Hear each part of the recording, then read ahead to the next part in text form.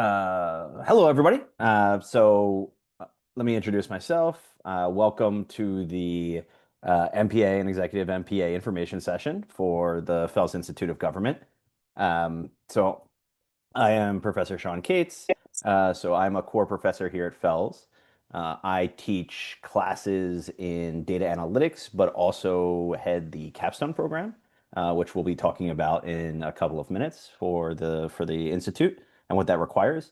And so, most likely, whether you're pursuing or considering an MPA or an executive MPA, you will certainly run into me at some point when thinking about your capstone project. But hopefully, I would also see each of you in various classes that I teach around the building. All right. And so with me today is Marlon Lewis, and he's the director of recruitment. And so he is going to, for the most part, be answering questions sort of off screen. There's a chat function, so please utilize it. We'll leave time at the end to ask questions sort of verbally, but he can knock out questions while I'm doing the presentation, which is actually usually very helpful. Don't worry if you think a question, whether you think a question is silly or maybe if it was already going to be covered or has already been covered, ask it, right? I guarantee you that if you're asking the question, other people are asking the question, and it's helpful to everybody to see the questions and answers. Right? And then when we get to the end, as I said, there'll be a whole nother question and answer session for like either specific questions or questions that still remain unanswered. But otherwise, I'll go ahead and get started. Um, the presentation looks like this. So there'll be a brief introduction, and then I'm going to go through each of the programs that are available to you. So the options that you have when pursuing a relationship with Fels. Right? And then depending on your different program choices, I'll cover scholarships and financial aid, then the admissions process. So how do you actually get to Fels? And then we'll have a question and answer session. But throughout, again, please feel free to use the chat function, ask Marlon questions, or write down your questions to save till the end, and we'll make sure we get to all of them. All right.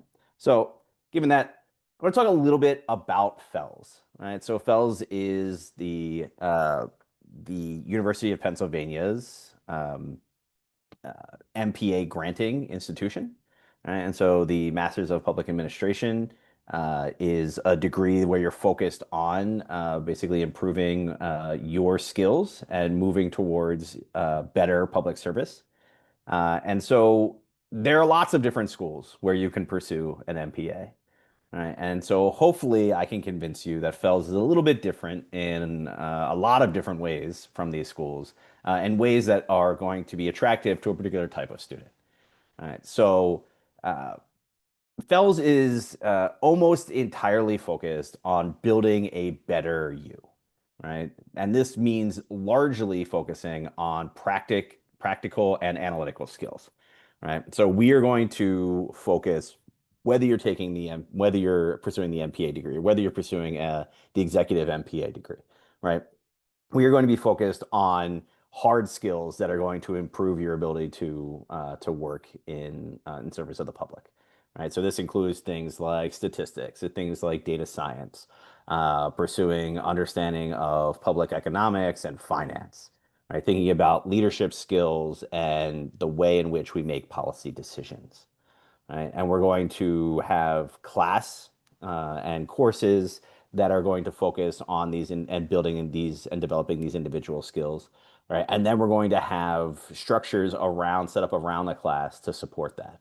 All right, we're going to make you pursue a capstone project, right? A long-term project that is actually using those skills to solve a problem for an organization or group that is in service of the public. Um, and we're also going to include in our courses like further ability to actually pursue real life problems with real life skills. All right. So quite frequently courses will have organizational partners that we deal with that present real problems to the class, and we solve in class using the skills that you're learning in class. Right. And then on top of all of that, right, on top of this focus on you as a person, right, we also want to focus on you as a person and your personal pursuits. Right. So we have the ability to customize your degree to an extent, and we'll talk a little bit about this soon. Right. that is going to allow you to pursue knowledge in areas that will help you in your future career, right? And so we're really going to be focused not on sort of like the abstract principles of governance, right, or necessarily the sort of more generic view of public administration, though you will certainly get some theory and you'll get some version of that, right? We are really going to drill down on here are the skills you need to be a good public servant in 2025, 2026, right? And we're going to improve those. We're going to sharpen those. We're going to hone those until you are, right? And that's what you're going to get out of the program, and that's what our focus is going to be. And so I think that is considerably different than a lot of the other schools you may be considering for your MPA degree, right? But let me tell you what that looks like generally, right? So one, what it actually let me tell you first what it leads to, right? So one, I think the big question that most people have when they apply is this going to be something that is profitable, right? You're taking in the MPA degree, you're taking at least a year off, and in the EMPA degree, you're not necessarily taking a year off, but you're sort of distracting or moving some of your time away from other pursuits in order to pursue the degree, right? You want to make sure that that time is worth it, right? And so we've done a little bit of the number crunching, right? We were focused on your outcomes and your positive outcomes and your employment outcomes, right? And I think we can say that like very positively, we have both a wide diversity of outcomes, right, depending on what you want to pursue, but also that people are getting jobs and they're getting good jobs. All right, so you can see the breakdown on the left here of sort of where people end up. All right, so about a third end up in the government, about a third in the private sector, and then another third in sort of nonprofits and consulting groups. Right, and so this is sort of like a traditional split. It's been pretty consistent through the last couple of years with our graduating class. Right, for the most part, everyone comes out of the program, certainly the MPA class employed, and or if they're continuing their education. Um, and when they are employed, they're employed at extremely competitive salaries, right? And so we have access to all this information, so we're providing it to you. But if you have future, we'll talk a little bit about career services in a bit, right? But this is a focus of ours. We want to make sure that the people who come to us to pursue development, right, get a chance to then actually use those skills out in the real world. And so this is a point of pride for us and something we care deeply about and something that I think we do an extremely good job on. Right? And so let me talk a little bit about how we get there. So Fels is very much a Philadelphian institution, which is to say it resides inside the University of Pennsylvania, which resides, of course, in Philadelphia, which resides in the state of Pennsylvania, right? And so more than anything, right, we have a long history with this city and this community. Um, we the building itself was donated by Samuel Fels, who gives the institute his name, right? And he's a person who wanted to make sure that there was a sort of elite group of public servants with the skills necessary to govern the city that he loved, right? And we are trying to extend that, like not only through time, but also through geography. So yes, we have a tight bond with Philadelphia, but people who go here, right, end up working in Philadelphia, working in the state of Pennsylvania, working in DC, working across the country and across the world now, right? And so in every increasing cohort, we sort of expand the places that we send individual members of our cohorts. But we are very much sort of like a local institution, right? And we feel sort of like a small little family, right? Traditionally, our cohorts have been somewhere between like 25 and 35 students, right? So it's a tight group that you're going to get to know extremely well.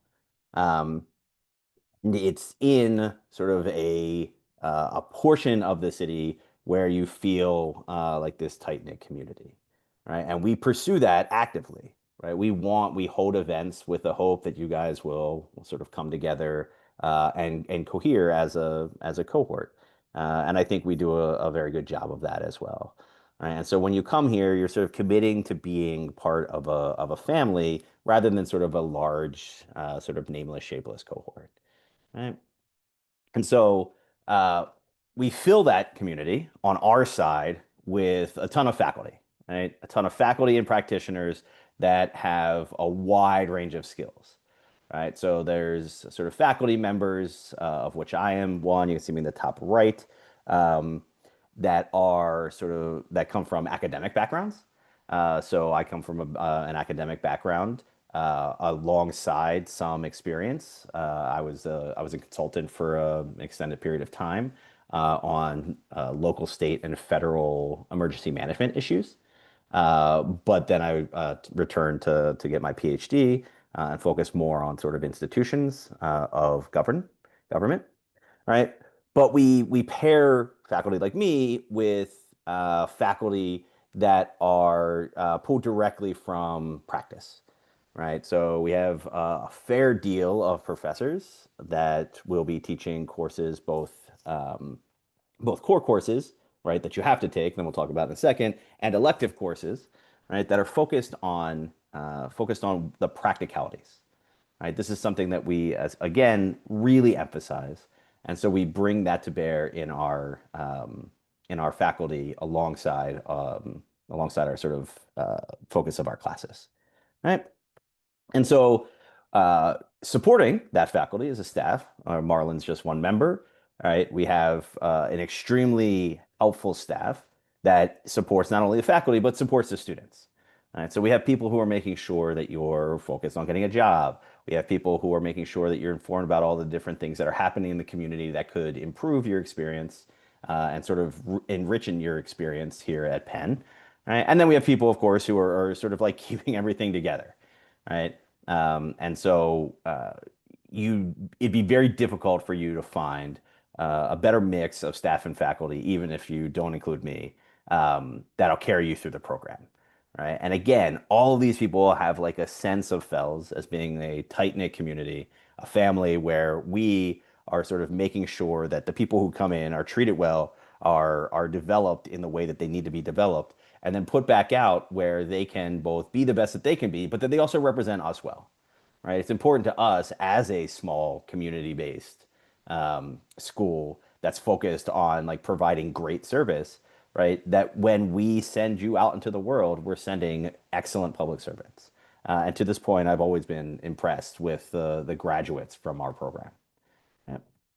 And so I'm going to break it down now. I'm going to talk about each of these in turn. I'm going to start with the Master of Public Administration, what you'll sometimes hear me call the full-time program, and then the Executive Master of Public Administration, and then the non-degree program. So these are three different options, ways in which you can sort of affiliate yourself with Fels. And I'll go through each one, like what the expectations are, cover them at like relatively like intermediate to high level, and then you can ask any questions you have about them. But each of them are slightly different in their own way. All right, so this may be slightly hard for you to read, but I'm going to cover most of these differences. But when we think about the Master of Public Administration program and the Executive Master of Public Administration programs, the major differences tend to be when classes are, how long you're in the program, right? And then like so basically how long does it take to complete? And then sort of who the cohort is made up of. Right? To me, those are the three biggest differences. Right? And so I'm going to cover each of them as we go through. But for now, just a sort of like sneak peek, right? The Master of Public Administration tends to be for individuals who are at the beginning of their career, right? And so they're starting to build their skills, and maybe they have a couple of years experience, but they're starting to build their skills towards becoming like a very strong public servant, where the Executive Masters, a Master of Public Administration program, is focused on taking people who are 5 or 10 years out with a ton of experience to like identify places where they can take the next step, right? So they can move from, say, the line up to management, or move from being an employee to an employer, right? And so how do we work? How do we fix, or how do we move to that next level, right? And so then the difference sort of between how you take classes in these reflects this difference in cohort.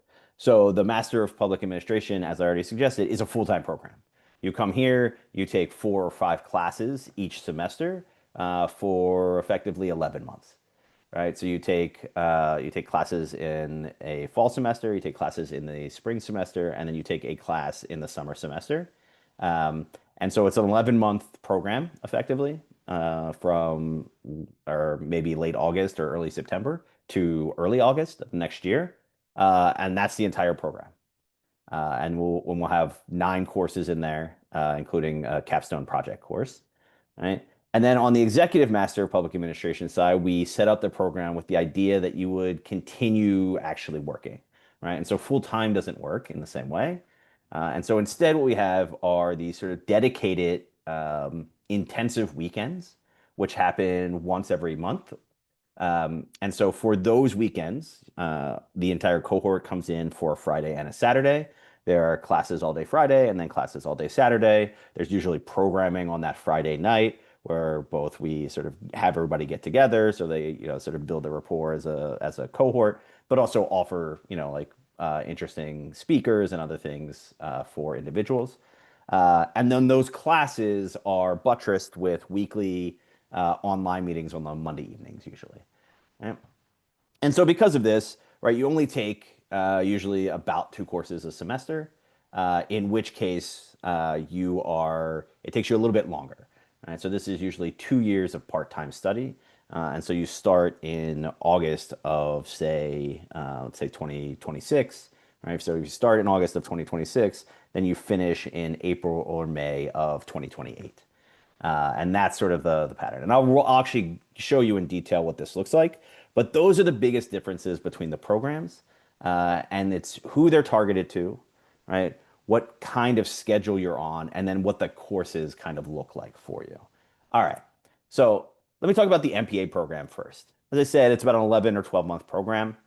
It's on campus. You're here, you're in Philadelphia, you're taking classes in the mansion and in the rest of the university. Right? And it's built on 9 different courses as well as an internship then in the summer. With me, you're going to go through a couple of capstone courses and complete a capstone project. And the cohort is usually made up of people who are, in the introductory period of their career. So they usually have a couple of years of experience, but usually not more than 3 or 4 or 5, right? And so that's the sort of overview, the very broad overview. Here's what it looks like in practice. So your course plan, you can think about this if you read the columns down. These are semesters. All right, so the fall semester, so what we're in right now, our new cohort of Fels students, they're taking a statistics class, they're taking a public econ class, a writing class, and then an elective. And I'm actually in the process right now of matching individuals with their capstone projects. All right, and so I'd love to talk about them, and I will when we get to the experiential learning aspect of this. But for the most part, you come in the fall and you take 4 classes, right? One of which is your sort of what you want to take, what you want to focus on. And we have a wide range both of classes that we offer, but also that the university offers, and that will qualify you for the degree.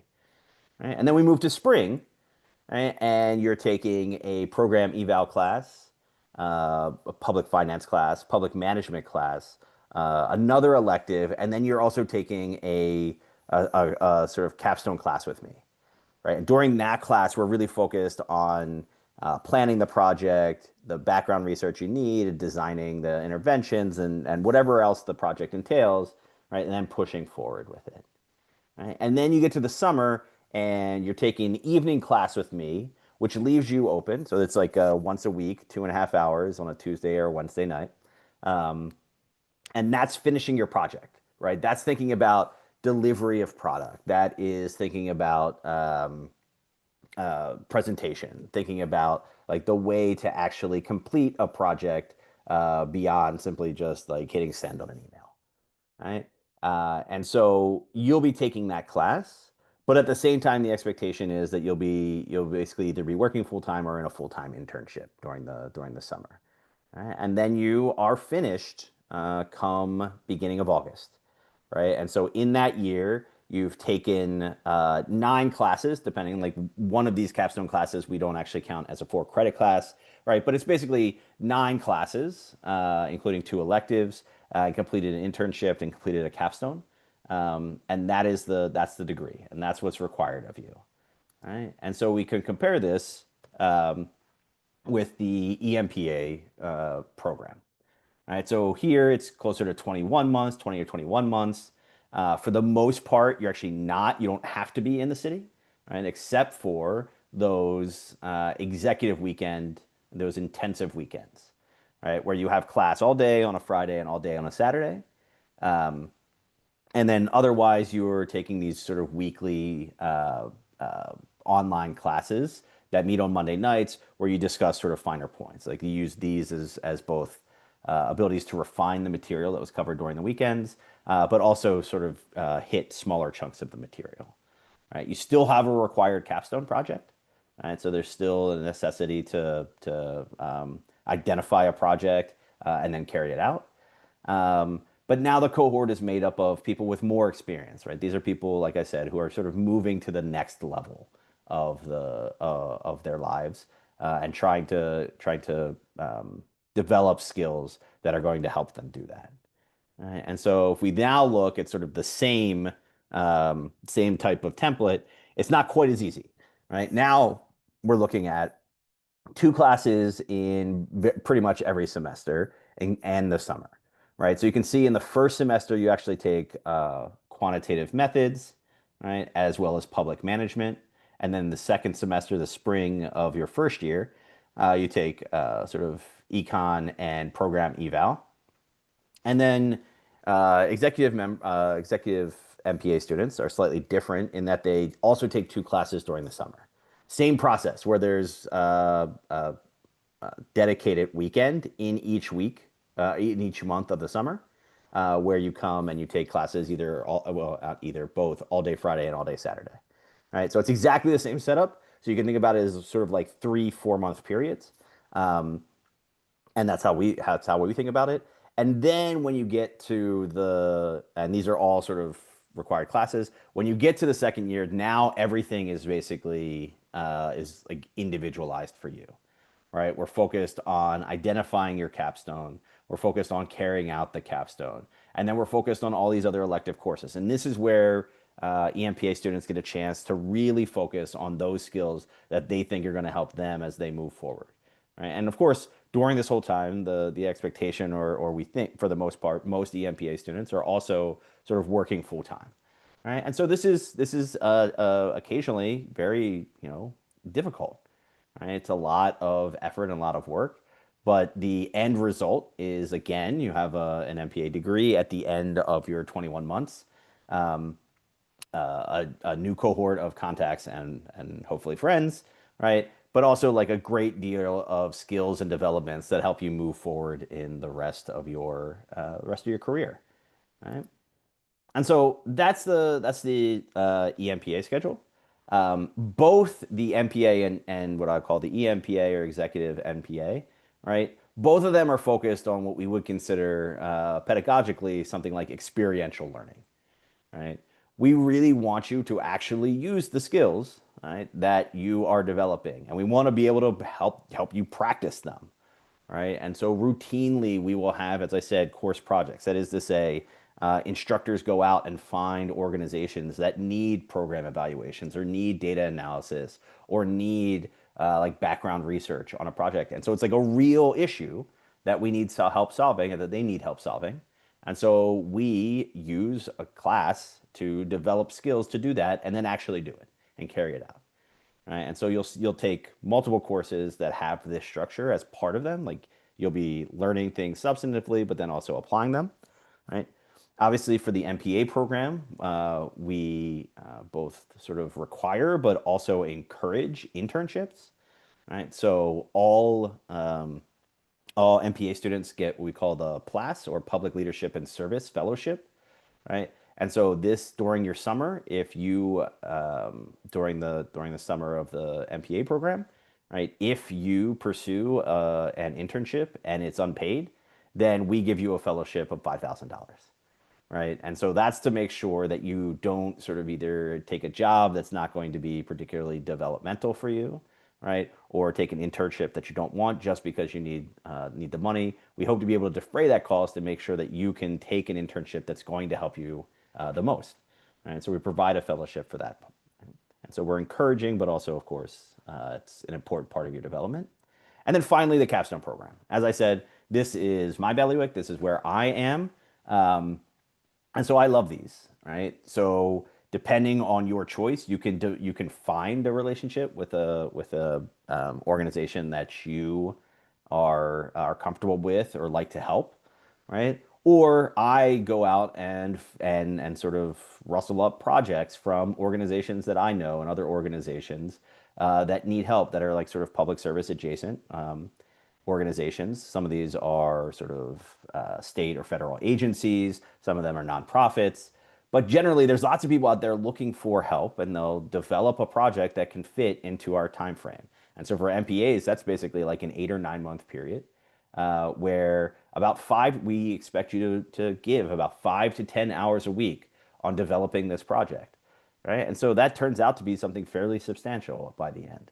And so, yes, it allows you to practice all of your skills. Yes, you'll have a class that I teach that goes along with it as you're pursuing the project and sort of identifying key areas of project management more generally. But then also, it's going to serve as a great piece or central piece to a portfolio that you can show an eventual employer, right? You're going to have like, this is the work that I did. This is the project that I led, and this is the product that I delivered. And so we think it's incredibly important to have you pursue um, projects that are actually like the type of projects that you're ultimately going to be using your skills on. All right. And so you saw that in both the MPA and the executive MPA schema, right? There are places for you to individualize your choices. And so these are electives, elective courses. We have Fels electives. So this one right here is one that I teach, right? But there's plenty of other ones that are excellent. Um, Negotiations and public communications are both very popular. Occasionally, have a lobbying elective as well, right? A lot of these that are skills or deal with specific skills that you're going to be using in your careers, regardless of what career you go into, right? But it turns out that, of course, like many students are using the sort of vast array of courses that are offered at Penn more generally in our 12 graduate schools across the university. Um, and so you'll get plenty of other electives that people pursue, right? So there's a school of social work, school of policy, social policy, school of education, if that is one of your key areas of interest.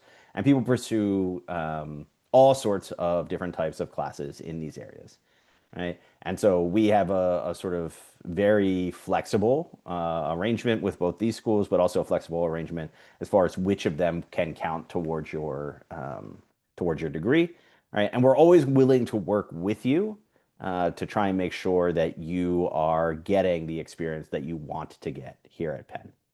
Right? And so, in addition to electives, we also have concentrations.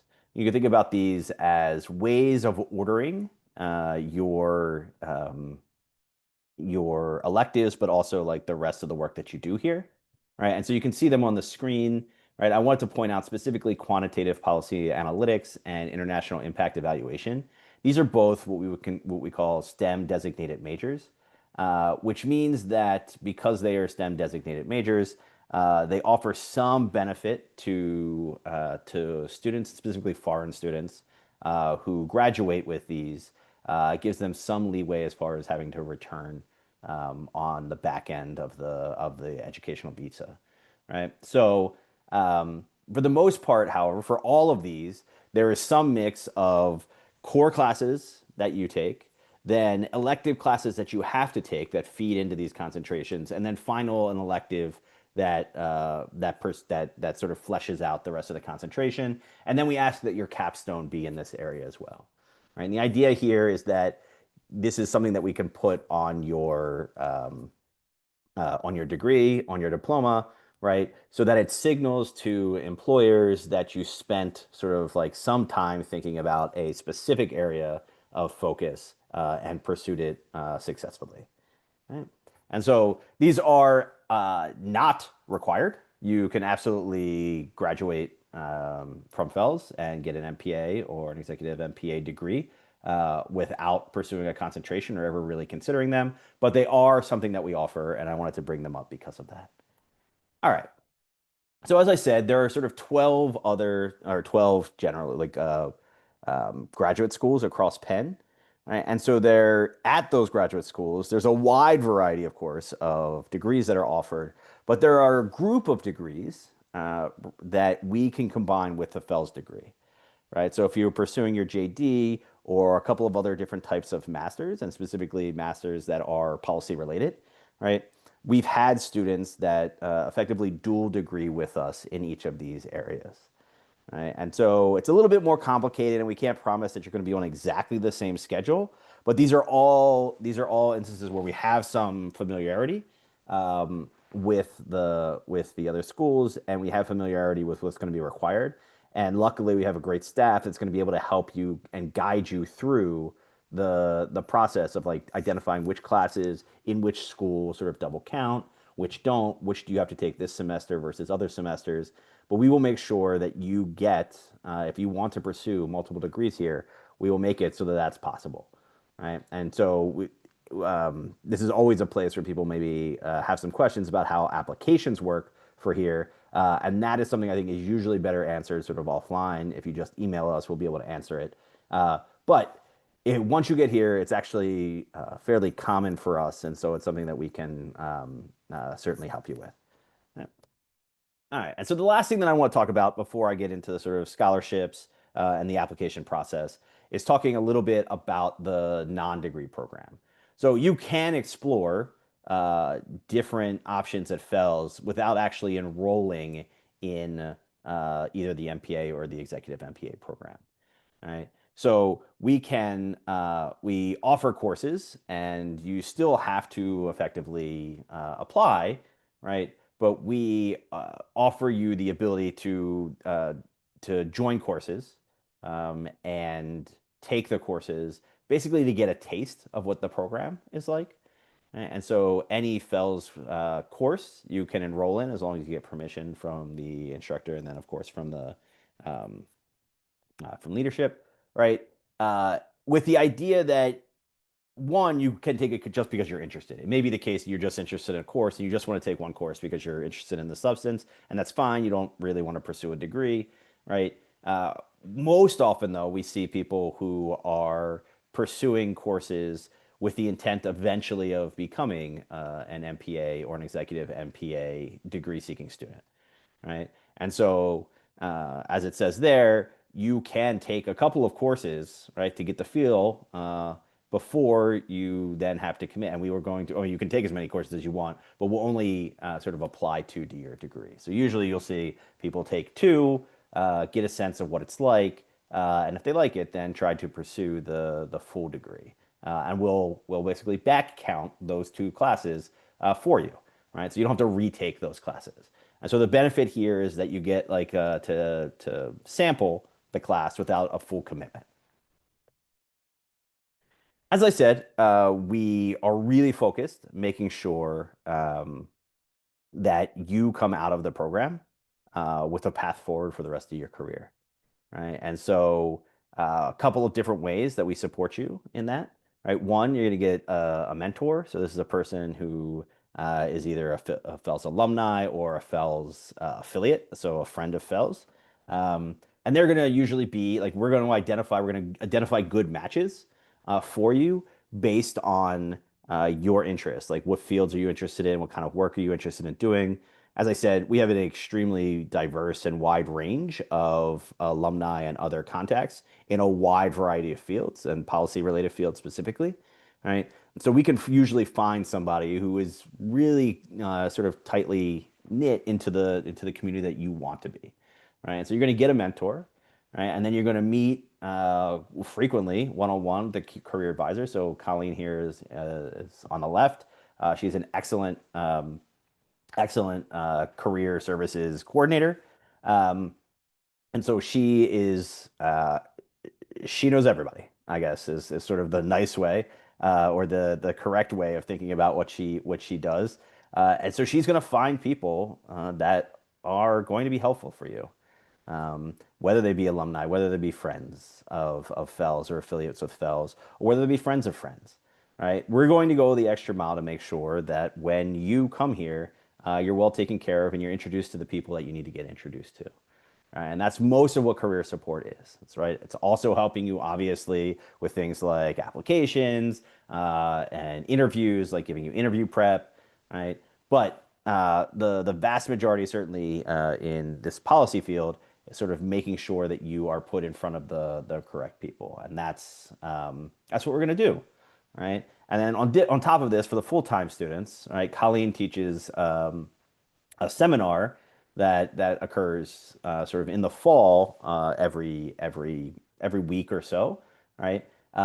That's focused on particular skills or particular pieces of information that'll be helpful in your professional development. Right?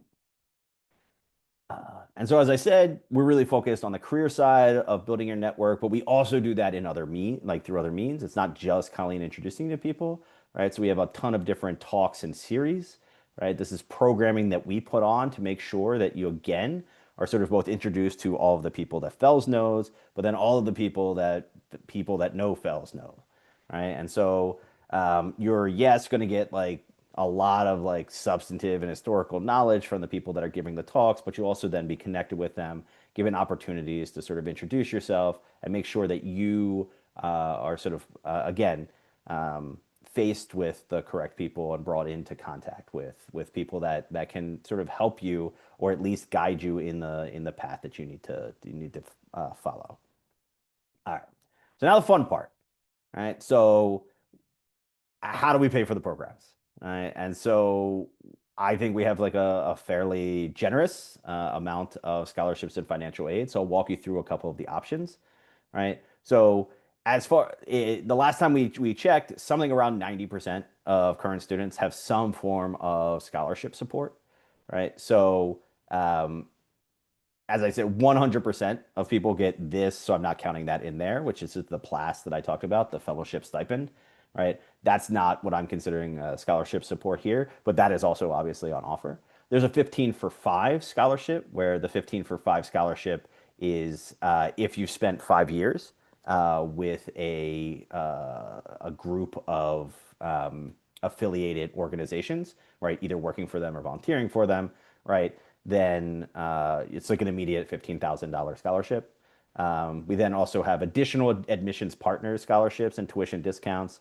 Um, these include different state governmental agencies and other organizations, right? And then we also have what we call Fels Public Service scholarships and other types of scholarships that we grant basically based on your application and based on like our uh, our belief about your fit with the program. All right. So there's a lot of different avenues by which you can pursue scholarships and financial aid. Right. There's of course all the loan side stuff as well. Right. But these are sort of like other sources that hopefully drop the overall number right before you have to think about financial aid and loans. All right. So lots of different potential options here. Most of this information, I think, is directly on the website, so you can grab it, so you can find out who the organizations are for the 15 for 5, as well as the admissions partner scholarships and tuition discounts. But certainly, any questions that you have, feel free to either send in or ask. All right. All right. So here's a list of admissions partner scholarships and tuition discounts. All right, so you can see that the city of Philadelphia, the Philadelphia Housing Authority, and then the state of Pennsylvania or the Commonwealth of Pennsylvania. Right, these are all places where we sort of there's an automatic tuition discount. So the big number is immediately discounted. Um, and that's I think for the most part 25%, just right off the top. And then again, these admissions partner scholarships, these are if you have worked or come through these organizations, right? These are also $15,000, right? So if you have a Teach for America background or Lead for America or Peace Corps, AmeriCorps, and basically any of these partners, Again, this is like straight away sort of default. It's not like something you have to apply for, and then we only give so many, right? If you have attachment to these organizations or these governmental bodies, these are automatic. Hmm. All right, so let's talk about the how do we get here? How do you even find out about all this stuff? And that's by application, right? So you have to apply. There's an online application that requests a personal statement and an essay. And as a person who's on the admissions board, I can tell you that these are probably the two most important pieces for us to get a sense of who you are and how you fit with the program, right? So certainly the personal statement gives us a good sense of what you want to do when you get here, and then the essay asks you to tell us something about yourself in a way that's going to give us information about how well you'll do here, right? And then we ask for, of course, resume transcripts, a couple letters of recommendation, um, as well as sort of optional testing. Now, you can ask questions about any of these things, just like personal opinion. This is not necessarily like the opinion of certainly everyone on the admissions committee or everyone at Fels, right?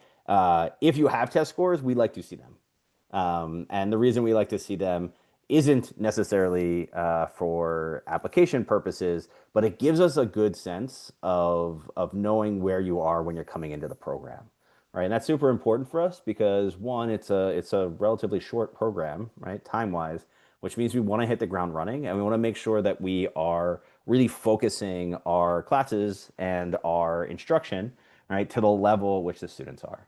All right, so sometimes tests are just helpful information for us about where students are. And so like to see them. Again, completely optional. We don't, it's not whether you include them or not. It's actually not like a huge part of our whether you are admitted or not. But as I said, they're useful information actually for us as instructors more so than for members of the admissions committee. All right. So some deadlines, right? Anybody who I believe for the MPA program, anybody who applies before December 1st, there's no application fee. And then our regular deadline is January 15th. On the executive side, those dates are pushed back a little bit because we sort of have a longer admissions period, right? And so that's February 1st for the application fee waiver deadline and April 1st for the regular deadline. And then we have sort of rolling non-degree admission. And this lines up with sort of the like a month or two before the classes start. So if you want to take a course in the fall, we're going to want to know by August 1st. And if you want to take a course in the spring, we're going to know by December 1st. And if you want to take a summer course, April 15th. So again, this is about a month before each of those semesters start. And that just gives us a better sense of who's going to be in the class. Yeah. All right. So that's it for me. All right. I'm going to stop the screen share. I'm actually going to leave the screen up so that you can take this email down. I'm also going to offer you my email address. Can I just add it here? Maybe. No. All right. My email address is easy, right? My name is Sean Cates. So it's just Skates, Skates at sas.upenn.edu. So the same ending, and then just the word skates, which is S Cates. But otherwise, I'm going to open it up I'm going to leave this sharing for another 30 or 40 seconds. Then I'm going to open up to any other questions. I think you really struck him, Sean. You were very I don't know, very maybe I fluent. blew through it all. All right, so like I said, actually One we do person have, is yeah, there. go ahead. If you have raised your hand, you shall speak. Can I wait? Do I have to make sure that you can speak? I Oh, just hit allow to talk. okay, go ahead. Yeah. Um, I have a question about, are you allowing this year the international student because of, why I'm asking this question? Yes. Yeah, I mean, so we are still accepting international student applications, right? Yes, I mean, we know that there are potentially issues with pursuing and receiving a visa. And so we will work with you to see what that looks like. Um, but yes, we are still accepting applications from with the hope, I guess, really, and some small level of expectation, I think, that the visa difficulties that we faced at the beginning of, say, I guess last semester, um, will be ironed out a little bit. But yes, so we are accepting applications, but that is something I think that we would want to talk with the like the admin about to make sure the process is really smooth. Yes, yes. Thank you. Thank you. Yep. Samra. I clicked on a lot of talk, so we should be good, Okay. Samra. Okay, thank you. I just had a question. Maybe I missed this. For the EMPA, do those people also get mentors, or was that purely for the MPA? Yes, EMPAs also get mentors as well. Yep. So the Okay, mentor program is something that all students can elect to sign up for. You don't necessarily have to do it. But if you sign up, then Colleen will work on pairing you with a mentor. okay, great. Thank you so much. I appreciate it. Of course. So Pablo, I can partially answer this. If I plan on submitting for the December 1st deadline, are letters of recommendation due by December 1st as well, or could they be submitted a bit later? The biggest thing is to submit by December the 1st. We can allow a 15-day window for submitting the letters of recommendation after that. And just remember, we get to see the application sort of on a rolling basis. So the earlier you get them in, the happier we are by the time we see them, right? So as soon as you guys can get them in, the better the admissions committee is my theory. While we are on it, I'm going to put something in the chat for you guys. We do have events that are constantly coming up throughout the year, a lot of policy talks and speaker series. So we have an upcoming event on November the 20th. It's a public finance conversation. So if you guys don't really know much about Fels, I'm going to put the event information in the chat. Please sign up. It is a public finance conversation with two of our notable alumni. One is the chief financial officer for the Parking Authority, for the Philadelphia Parking Authority, and then the other is one of our distinguished fellows. So that will be in the chat as well. And these events are great ways of understanding both like sort of who comes and who gives speeches, but also like sort of the Fels community more generally. All right. If there's no more questions, one last time here, let me enter since I can do this in the chat now. I will put my email address in there if you have questions. All right. But otherwise, hopefully this was informative, and I hope to see applications from all of you soon. Yes, we look forward to reviewing you guys' applications, and thank you so much for taking some time to spend with us today. Have a great day.